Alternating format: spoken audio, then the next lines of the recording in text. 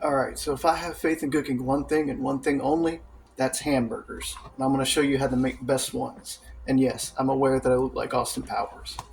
Alright, so first things first, you want to get your math right. You want to have at least around 25% fat to 75% lean. That's the key combo right there. Unless you're on a diet or something, there's no reason to make yourself feel miserable. And there's a science behind it too, why having that amount of fat is good, and you're about to see why too. It's just me here today, so I'm just going to be cooking the one. I usually like to cook at least 4 at a time, but I'm just going to use this dinky little skillet here. Alright, so seasoning time. You only need 2 types of seasoning. All you need is a salt and a thicker type of seasoning, and you're about to see what I mean by that.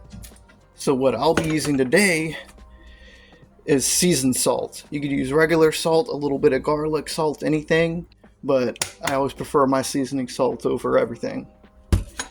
And for the thicker stuff, we'll be using the Montreal steak, which again, this is mainly here just to add a bit more kick to the flavor. It really doesn't mean too much, but you know, if you have your preference, go for it. But what I mean by thicker is just how the grain pattern is on there. Like how you see it's nice and like chunky. This is what you're going to be putting over the salt. So science fact 1, the main reason why I don't usually get preformed patties is actually, if you look how it's got the little valleys in there, like whenever you get it from a sleeve or something, or if you see it on the shelf, it'll have the little wavy patterns. You want to keep that as pristine as possible, because what that does is if it's got that nice little percentage of fat in there, it's actually going to go in these little rivets, and it's going to help cook the burger more thoroughly, and it's going to help put your seasoning throughout the burger as well, and it's going to cook it in way better. And of course, it helps it be a lot more tender as well. Like it literally will just melt in your mouth. So put it in my hot mouth. Alright, so now how to apply the seasoning. For the salt, you literally only put just that little bit, and it's okay to actually do it like that sometimes, because how I do it is you literally just barely massage it. You don't want to beat your meat, insert whatever fucking joke you want to use for that. But you want to be as gentle as possible. You just want to get the salt right on that top little layer. Then that's when you get the thicker stuff. Ooh, that would have been unfortunate. I had the bigger part opened.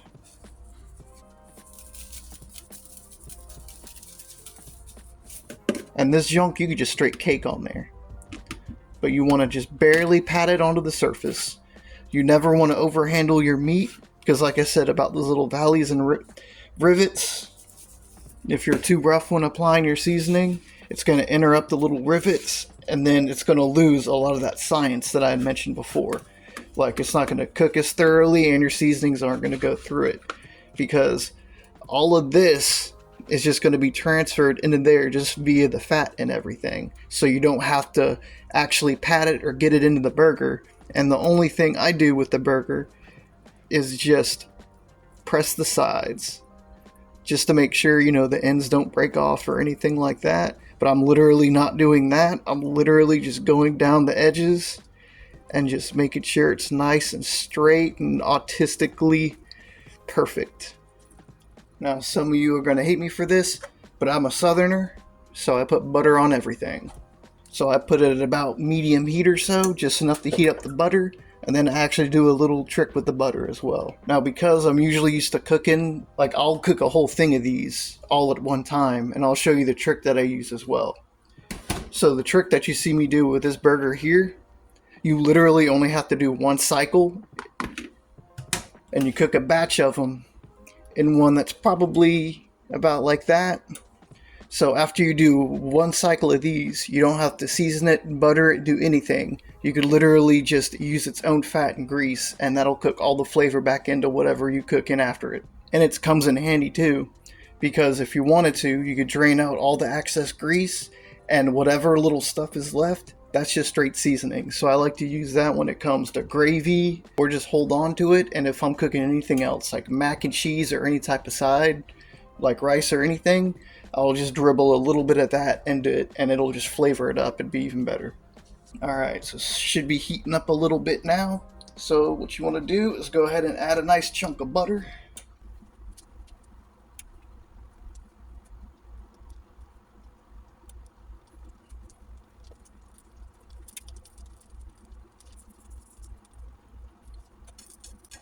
Alright, so after it gets going pretty good, what you want to do is go ahead, kind of circulate it throughout the pan.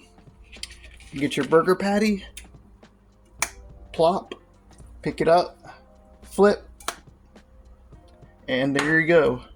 That'll be the last little butter icing on the hamburger. Lets the flavor distribute a little bit better through it as well, and who doesn't like more butter surrounding everything, right? Butter goes better with everything. Yeah, you'll die when you're 30, but it'll be a good, happy American death. And always remember to wash your hands, people.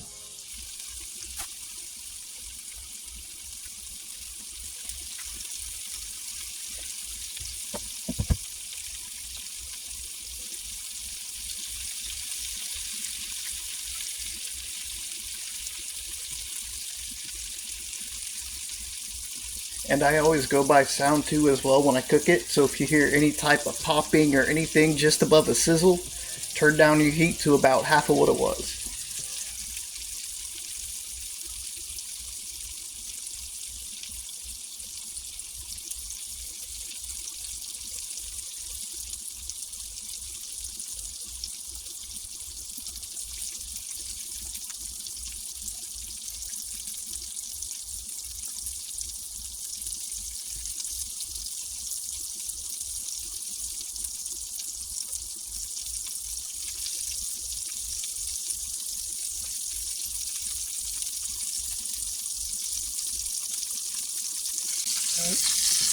And whenever you see the blood start appearing at the top, that's when you want to go ahead and flip it.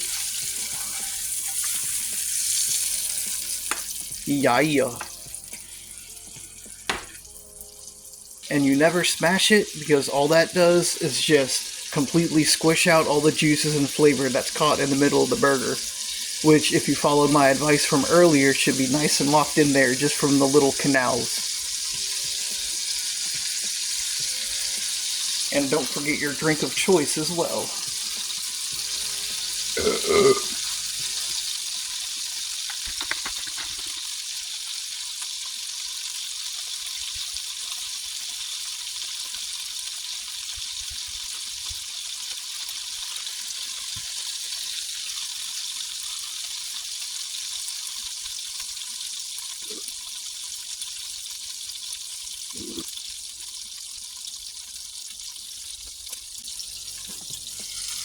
Right, and just like before, once that blood starts rising to the top and coming out pretty good, go ahead and flip it again.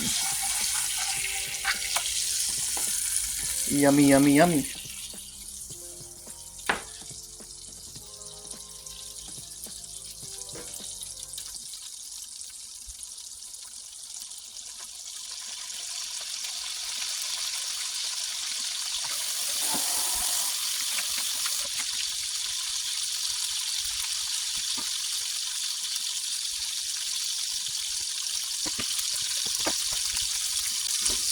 Little grease catcher. Alright. Then after that last little rotation, flip for your last time.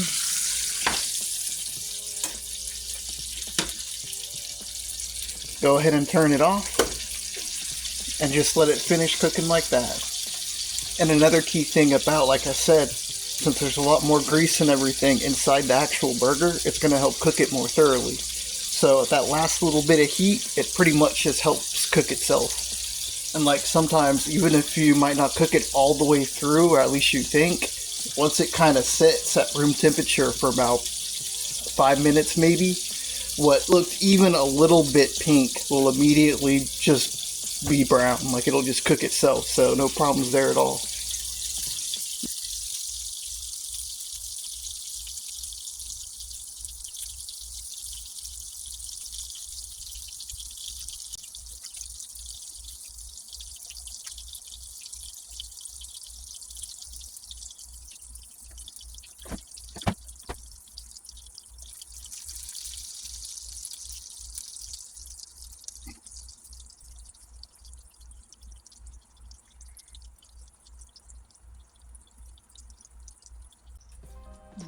Alright, that should be good about now. See how it's nice and quiet now? So what I like to do is give it a flip in its juices one last time. Ooh, just want to heat up just a little bit more. I never rush it. When it tells me it's ready to cook, or when it's cooked, it's cooked. If you're listening, it'll let you know.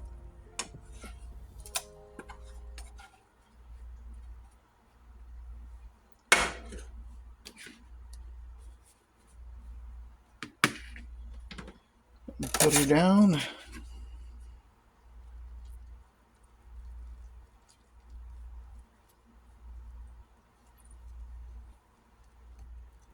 And there you go. Muy perfecto, see?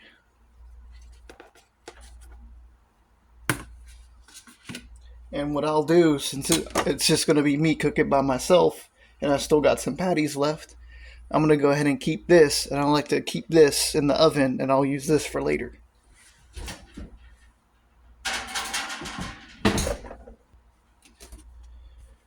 So yeah, try this out, and if this doesn't change your life, I don't know what will.